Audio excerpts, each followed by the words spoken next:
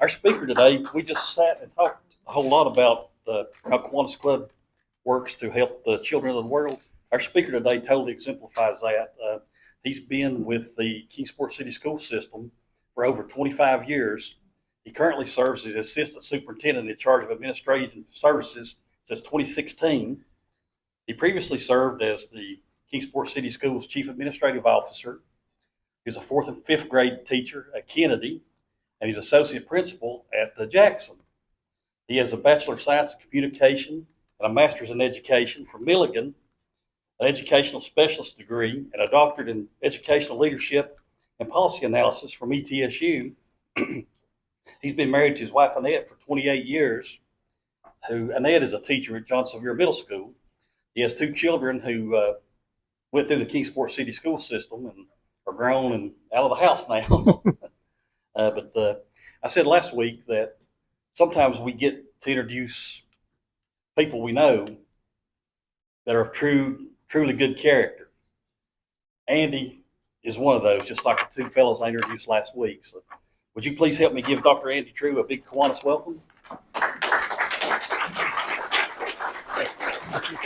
Thank you, very kind. It is a pleasure to be with you today and to get you all up to speed on, I think, some really exciting things that are happening over the next couple of years for us as a community and then also for us as a school system. I see a lot of very familiar faces in the room, and it's great to be able to connect with you and really no notes from you, okay? To be able to kind of just fill you in and let you know where we're heading from a facility standpoint over the next several years.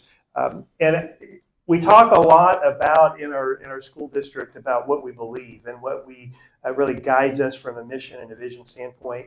And when we think about what we're doing from a facility standpoint, we really want to make sure that as we talk about these things, whether it's internally or with our community, that we have really clear understanding that all of the things that we do need to be rooted in what we believe.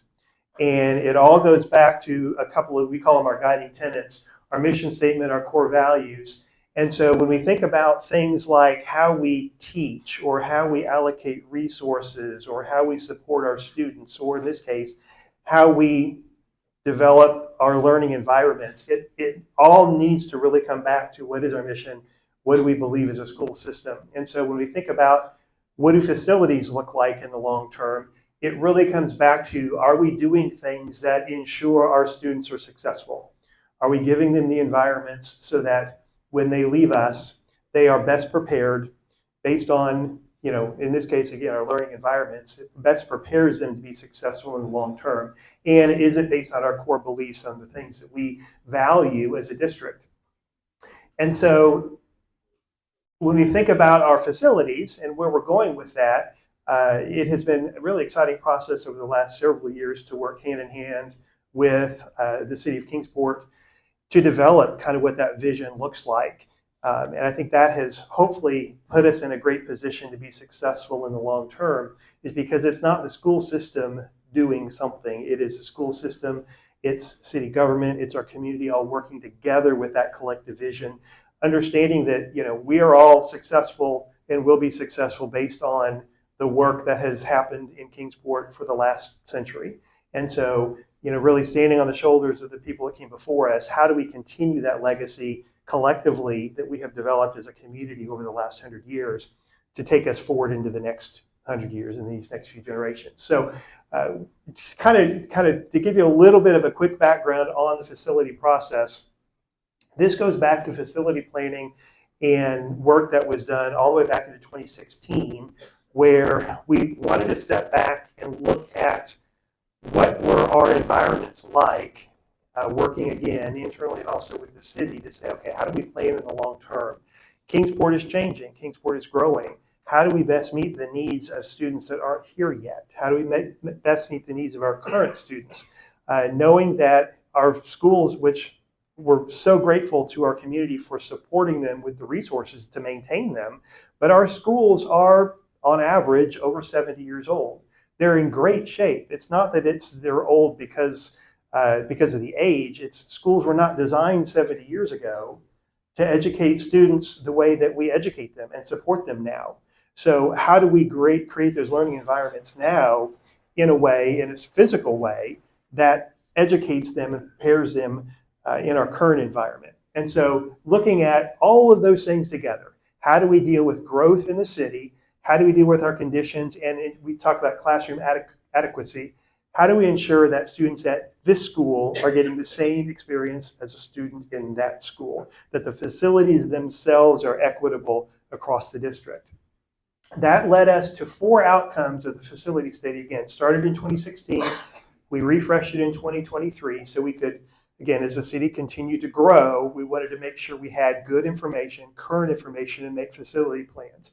And we came up with, out of that facility planning process, really 4 outcomes. 2 of them are new schools. The first one was to build a new elementary school in Lynn Garden, approximately 750 students in that school. And again, that's a little bit different than we're typically used to. Most of our schools in Kingsport are elementary schools between 250 to 500 students. So this again creates a little bit larger environment, but again, wanting to build the capacity that we need to serve the growing student population that we have in Kingsport over the next couple of generations. And then also utilize the Tribe Athletic Complex, the old Sullivan North as an elementary school. We'll talk about timelines on the list here in a minute, but that came out of the study as well. Relocating Cora Cox Academy, that's our alternative school down on Myrtle Street. It is right now not meeting what we want it to from a programming standpoint. We would love to be able to offer a broader variety of services to students that are at Cora Cox, and the facility itself is just too small to do that. So how can we expand that program? And then also, we talk about, if you're familiar with DBXL, which is a program coming out of Dobbins-Bennett. Again, a smaller environment. They're DB students, but they attend a school facility that generally has about 220 to 240 students. It's actually attached to our administrative support center right across the street here. Providing an environment for kids that, for some students, a 2,000 student high school, DB is great. For others, maybe it's a smaller environment. So how do we provide that at the high school level? We also know it works great at the high school level. We believe it would also work great at the middle school level to be able to provide that for great students in grades 6 through 8. That also logistically gives us a little bit of capacity flex on our middle schools if there are some middle school students attending a middle school Excel. So those are the 4 things that kind of came out of that facility study in 2013, and leading us then with that first step, which was Lynn Garden, and developing an elementary school process in Lynn Garden. And that's really our first step here in fulfilling that facility study. So why Lynn Garden? When we step back and look at why that's a great location, it's land we own as a community. We're not having to eminent domain. We're not having to go out and buy land. So there's some value there. You're going to see a lot here as far as our mentality of how are we good stewards of resources. This is a great example of that. So there's some cost savings there. There's already utilities there. We're not really having to do a lot of clearing like you might have on a piece of virgin property that you're going in to develop. We can, at the same time, provide some road improvements for that area that really will benefit not only the school, but also the area, that community in general. And how can we serve as a community hub by putting a school in Lynn Garden to support the area as well? And really, this is going to be the most significant reinvestment in the Lynn Garden community from a cost standpoint. And so to be able to really spur development and to spur kind of a growth process in that area as well. So that's kind of, again, coming out of the facility study. We sat down and said, okay, we're going to design a school in Lynn Garden on the Lynn Garden Community Center site. What is it? We talk about what do we believe? What are our objectives? Big group of people getting together, again, city, educators, folks that are really involved, invested in this process as community members. What were going to be our objectives when it comes to developing this site and developing a school plan? And there were 8 of those. And I just want to show these to you so that way, as we go through, and I've got some renderings that'll kind of show you where we're landing at this point, but they're all based on these 8 kind of guiding objectives. Again, are we designing an environment that is best preparing us educationally for what we want to do for students? whether it's the way we teach, support services, related arts classes, those sorts of things.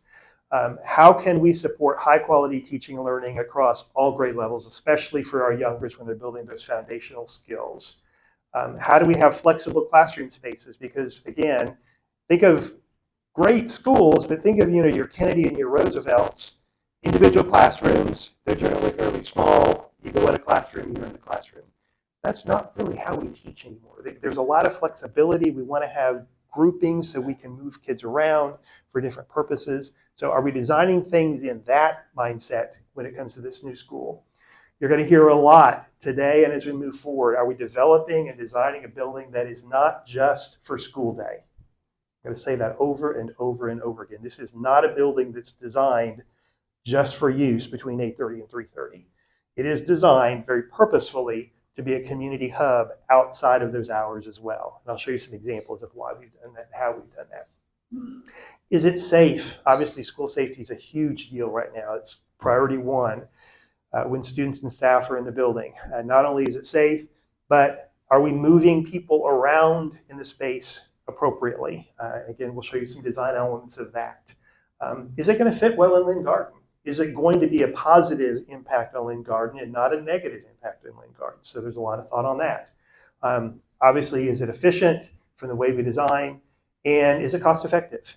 Again, good use of resources. We want to make sure the folks, the taxpayers that are paying for this are getting value on that investment. And so I want to show you a couple of designs here that we've looked at. One is the interior design to point out some of the things that hopefully you'll see how we're meeting those 8 objectives. And then also to step back and look at some of the overall site plan so you can see how it sits on the property up there in the Lynn Garden community. So this is really a layout, and I show you this. This is the lower floor. And I know you're kind of in the back, maybe hard to see, but there's a couple of things to point out. One is when we talk about flexible spaces, each grade level will be in its own little, we call them neighborhoods. And so you'll have secure entrances into the neighborhood, and you'll have, for instance, in this would be a primary, a kindergarten or first grade, 6 classrooms. And then everything in that neighborhood, once the students are in that neighborhood, is designed for flexibility. Restrooms are in the neighborhood. They don't have to go out into the hallway from a safety standpoint. There's collaborative spaces outside of each of the classrooms so you can pull groups out. Kids can move around. Teachers can work together in the way they educate. You have very defined spaces for things like pre-K. We're designing it in a way to be able to serve our younger students as well, because if we can develop those foundational skills for students when they're 3, 4 years old, obviously that sets them up better for success. You're going to see on the overall site plan as well how this sits on the property, but that blue area up at the top, not tall enough. The blue area up at the top there is the gymnasium, and then the green area is the kitchen and the dining area. Think about this from a standpoint, if you're a community member coming in after school, we have now designed it in a way where we can create hard barriers to close off the educational part of the building. So that can be a full-on community space after school that keeps the classroom spaces separate and safe. So that, again, you'll see on the area when we look at the site plan, parking is on the same level as the gymnasium, right above the gymnasium. So that way there's parking. People can come in, they can use that space in a way that keeps everybody out of the classrooms if they're in there for an evening activity, whether it's Parks and Rec or programs or other community use as well. So creating those kind of big, large spaces as well that the community can use after hours. And then here's the upper level again, a lot of the same kind of thing, but you'll see suites, for instance, for special education, classrooms for planning, for conferencing. And again, the older kids are on the upper level, younger kids are on the lower level, and designing it in a way that meets all of those needs. So how does it sit on the property? I know that's something a lot of folks have asked about. And we have continued to evolve forward when it comes to what this looks like. So here's kind of an aerial of the whole property. Lynnview School currently sits there just north of Walker Street. And then you have open space in south of Walker Street, and then north on the northeast side as well, where there's a softball field. So initially when we were looking at the site plan, it really was just to replace a school for school We would demolish the current Linview School Community Center and build an elementary school right there. Here's the challenge. When you look at this property from an aerial, it looks nice and flat, doesn't it? Is that flat? Not in the least bit. You have from the top to the bottom about a 50-foot drop just on that property alone. So it became very much a challenge when it came to looking at a site design. And this is where we ended up with what that had to look like. This is Walker Street right here. And you end up having a very long, narrow facility that's 3 stories tall. Ask a teacher if a 3-story elementary school is a good idea. It is not. We ended up having, again, there's a lot more site work that was going to have to be done here because of the fall from the north to the south. Here's a big retaining wall that would have to be created to create any kind of playground space. All of our playgrounds would have had to have been tucked kind of back behind the school here. Inadequate parking. Really, if you can think, how many of you have been near, may say, Jefferson or Washington at pickup time in the afternoon? You can think about what that line of cars looks like. This was really the extent of it right here. And so again, when we think about how can we positively impact the neighborhood, that became a concern. So that's where we started. Went through this whole process. Architects, we've got some great architectural partners. This is where we were. And I think like any good organization, like any good architecture, any good planning, you step back and say, how do we make it better? Where are we? How do we improve it? So we did that. And part of that, when we think about all the pros and cons, again, 3-story, small amount of outdoor spaces, we said, let's just step back and look at this a little differently. What if we look at the whole property and not just replace a 3-story elementary school on top of the old design, again, Linview being built back in the 40s as a high school, being used as a high school then for the majority. How do we do that in a way that really thinks about it, again, in the long term of what we want to accomplish with those 8 goals? So that led us to thinking about how do we potentially look at putting the school south of Walker Street. And we know there are pros and cons to all of this, and we're not done with any of this yet, but this is kind of just where we are right now. So that really led us to thinking about a design putting, if you can, again, the one area that is flat right now on that property is where the football field currently sits. And so that led us to thinking, what could a school look like if we put the school on that flat space? Again, here's that L that we looked at earlier of the school design. It allows us to put playgrounds kind of protected within that envelope. It gives us more flexibility with parking. Again, here's when I talked about the parking area that would be able to connect right to the gymnasium and to those open spaces. And so this kind of led us into what we call Design 2. Again, we think about how do we positively impact the neighborhood. It gives us the ability to make an interior road structure so that we have longer stacking areas for cars. There's a new road built here. I'm not tall enough, but if you can see how Nelms, currently here Walker Street is where it stops, we would connect that on up into Mullins and create, again, a wider roadway and a way to be able to flow traffic to the northeast in a more efficient way. And the other piece to this is it gives us an opportunity, if we talk about car stacking, we can then, if we need it, run all the way east up Frank Street. If we needed it, all the way across Mullen Street, right turn, right turn, right turn, and we're not blocking anybody's driveway. We're not creating traffic jams. If we make that road wider, it allows us to have an entire lane of traffic that would not negatively impact the residents in that area, which was critical for us. We wanted to be good stewards. We wanted to be good neighbors in that process. In this design, we would relocate the track and the football field to the north of Walker Street, look at potentially shifting the playground, the pickleball that's currently there over. And then we've also looked at how do we take a walking path, for instance, a public walking path, and leave it on the property for use during the day with some dedicated parking, because we know that track is used pretty frequently. So we wanted to be able to have an opportunity to be able to do that. Again, some pros and cons to this. Our pros list is longer for this design, but also we were able in this design to not have to spend money on concrete or painting walls. We can use it in ways that actually positively impact students instead. Two-story design. We think it creates a much better front visual. If you think the majority of the traffic here is going to be coming from Lynn Garden Drive across Walker Street, and it creates kind of a front facade here. So visually, it's more attractive, and from a design standpoint, meets our objectives. But we know there's some cons to this as well. When it comes to cost, as far as moving the athletic fields, the construction costs of some of those large elements, road improvements. And so that then, how do we, again, step back? How do we improve this? How do we look at make it better? That led us to a third design, which is the school itself remains the same, but we're really looking on this third design at how do we really analyze what we're using the outdoor spaces for. The third design leaves the current pickleball playground basketball court where it is, kind of redevelops the areas on either side of those for field use.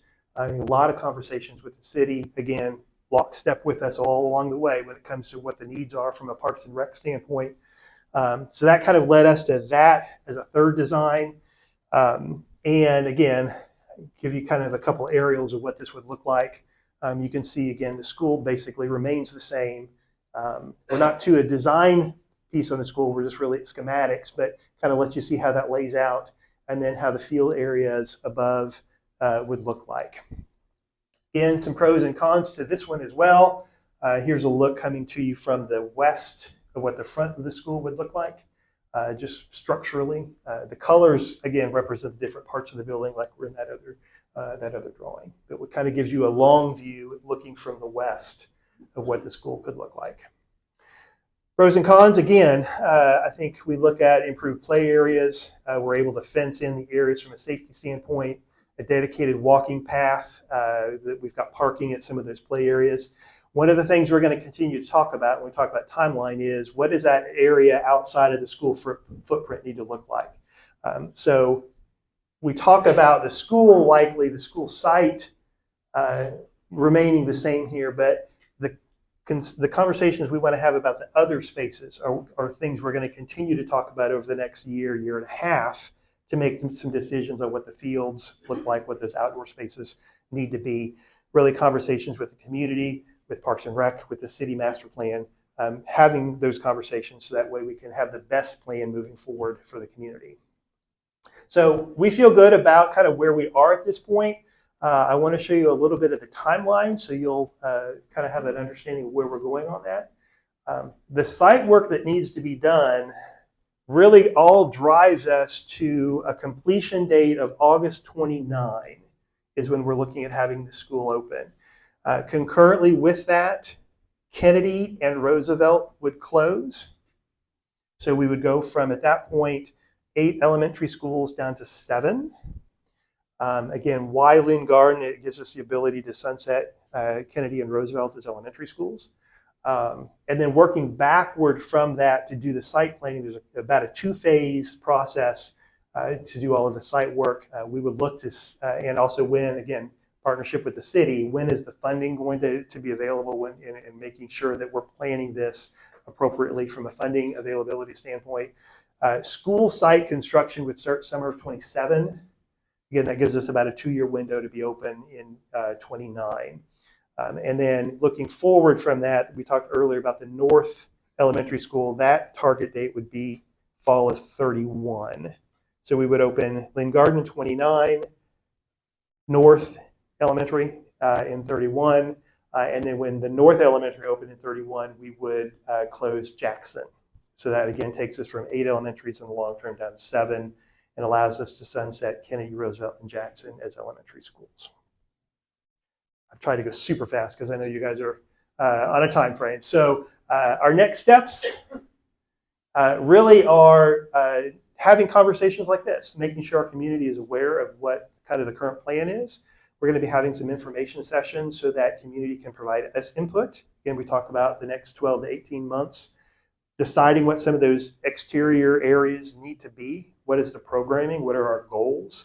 We'll make some decisions on those. Again, not today, not tomorrow, but those are decisions that are probably a year or year and a half away based on the feedback we get from the community and working with the city to know what the needs are.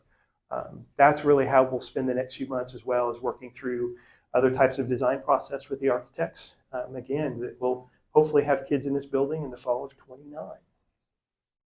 So that is the fast forward version update of where we are. I'd love to answer questions if you have them.